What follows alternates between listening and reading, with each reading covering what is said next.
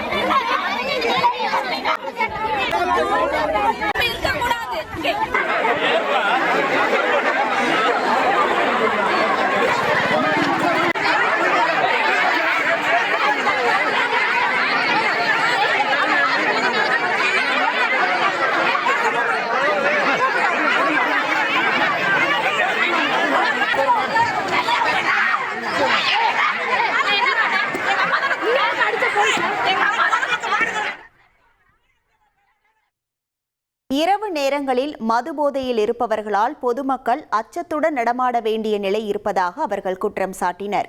போராட்டத்தில் ஈடுபட்டவர்களை கைது செய்ய போலீசார் முயன்றபோது பெண்களை வலுக்கட்டாயமாக வாகனத்தில் ஏற்றியதால் தள்ளுமுள்ளு ஏற்பட்டது.